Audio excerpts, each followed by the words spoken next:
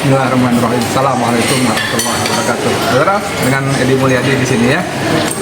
Teman saya, Ustaz Nanto ini bikin channel bagus nih. Yuk ngaji yuk. Kayaknya cakep nih, kita mesti pantengin nih. Dari judulnya aja yuk ngaji yuk, pasti dia ngajak kita kepada kebaikan. Betul nggak ya? Dan kita bantu dengan jadi subscriber. Kemudian bantu juga di share supaya bisa lebih banyak yang dijangkau oleh yuk ngaji yuk ya. Mudah-mudahan ini menjadi bagian dari upaya dakwah kita menegakkan amar ma'ruf nahi munkar dengan harap ya Allah. Amin ya rabbal alamin. Saya Edi Mulyadi. Assalamualaikum warahmatullahi wabarakatuh.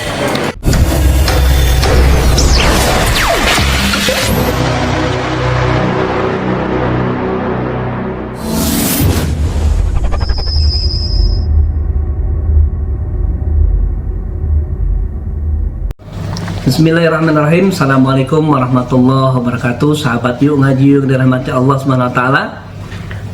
Kembali lagi kita di channel tercinta kita akan angkat sebuah berita di portal islam.id dengan judul ada ustadz yang cukup terkenal bikin pengajian khusus homo malah jadi ajang pacaran.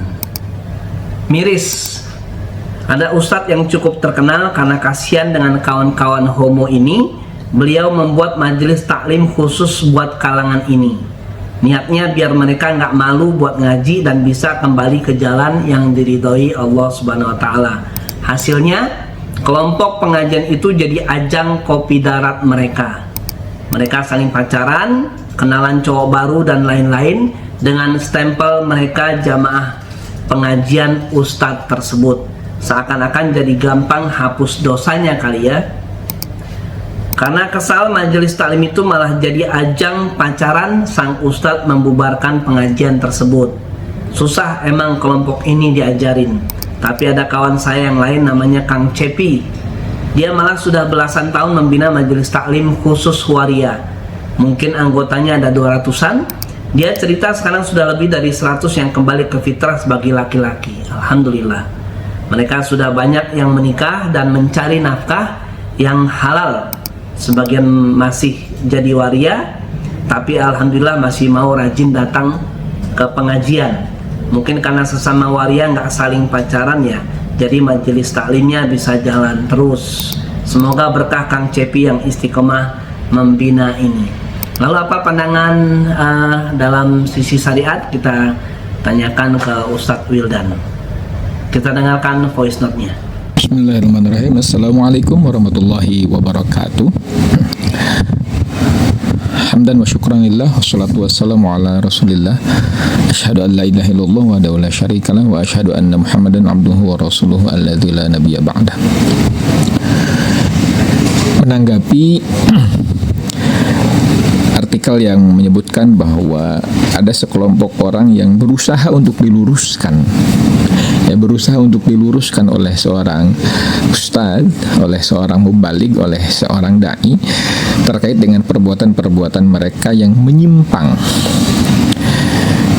Sesuatu yang pernah terjadi di zaman Nabi Lut yang merupakan dosa yang belum pernah ada sebelumnya. Jadi kaumnya Nabi Lut ini adalah melakukan orang-orang yang melakukan dosa penyimpangan dalam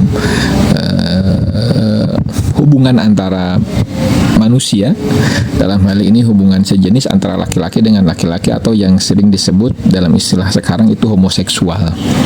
Belum pernah terjadi di zaman sebelumnya, terjadilah di zaman Nabi Lut atau kaum Sodom. Sehingga kalau dalam bahasa Arab perbuatan itu disebut liwat. Liwat ini dinisbatkan kepada nama Nabi Lut alaihissalam atau pelaku sodomi ya, dari kaum Sodom. Nabi Lut mengungkapkan bahwa perbuatan tersebut, perbuatan itu merupakan perbuatan yang merusak di muka bumi. Di surah Al-Ankabut ayat 28 ayat 28 disebutkan dan seterusnya 28, 29, 30 sampai kemudian kaumnya Nabi Lut itu ketika diperingatkan oleh beliau malah menantang nabinya untuk mendatangkan azab. Maka Nabi Lut berdoa kepada Allah agar mendatangkan azab sebagaimana request dari kaumnya. Dan sebagaimana kita ketahui bahwa azab Allah ditimpakan kepada mereka sebagaimana kisah yang masyhur ya. Di gunung ditimpakan kepada mereka atau dibalikkan, atas jadi bawah, bawah jadi bagian atasnya, sehingga mereka ya terkubur dan bentuk azabnya itu seperti itu. Nah, perbuatan seperti ini kemudian terus berlanjut dari generasi ke generasi, yang merupakan fitrah manusia bahwa laki-laki itu harus menyukai perempuan. Surah Ali Imran ayat 14 disebutkan bahwa dijadikan indah, ada syahwat, hubus syahwat minan nisa, laki-laki ke perempuan, perempuan ke laki-laki. Seperti itu fitrahnya. Ketika ada orang yang kemudian keluar dari fitrahnya, ya jelas itu menyimpang. Laki-laki menyukai laki-laki atau perempuan menyukai perempuan, dan bahkan tidak hanya sekedar suka sampai pada tindakan perbuatan. Jadi betul-betul menyalurkan syahwatnya pada tempat yang salah. Jelas ini merupakan sebuah penyimpangan, dan kalau dibiarkan akan bertambah rusak, baik dari sisi agama maupun moral. Karena dalam pandangan manusia saja itu sudah dipandang buruk ya. Menurut logika saja, tidak harus memakai agama, ini merupakan sebuah tindakan yang buruk. Jadi susah dipahaminya. Kemudian ada tadi disebutkan seorang ustadz yang berusaha meluruskan mereka supaya mereka kembali ke jalan yang benar. Loh, kok malah jadi ajang kopi darat ya, jadi ajang pertemuan antar sesama jenis. Jadi mudah mengidentifikasinya. Mungkin kalau tidak ada forum itu orang akan susah gitu. Jadi orang yang mengidap kelainan itu akan susah mengidentifikasi person to person. Tapi karena dikumpulkan dalam satu tempat, dalam satu wadah, akhirnya mereka saling mengenal satu sama lain, dan justru malah membuat mereka semakin gila dalam tanda kutip.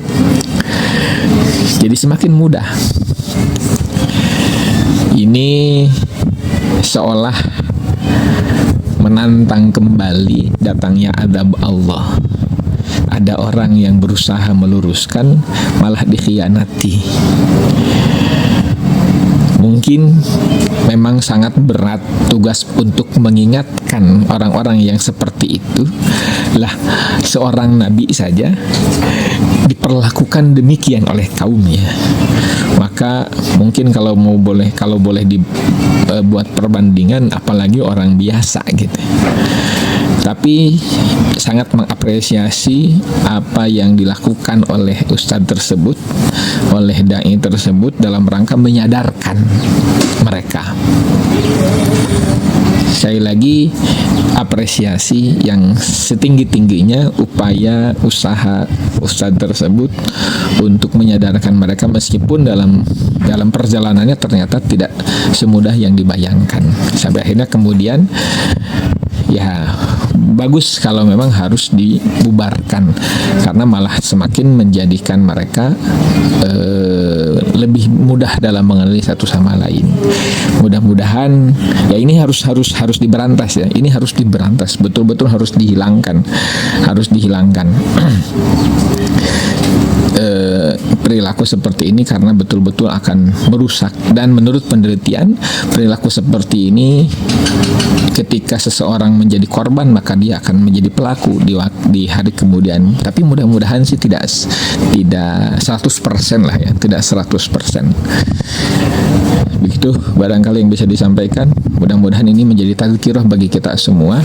Mari sama-sama kembali kepada fitrah. Kembali kepada fitrah. Laki-laki menyukai perempuan, perempuan juga harus menyukai laki-laki, karena memang itulah fitrah. Assalamualaikum warahmatullahi wabarakatuh.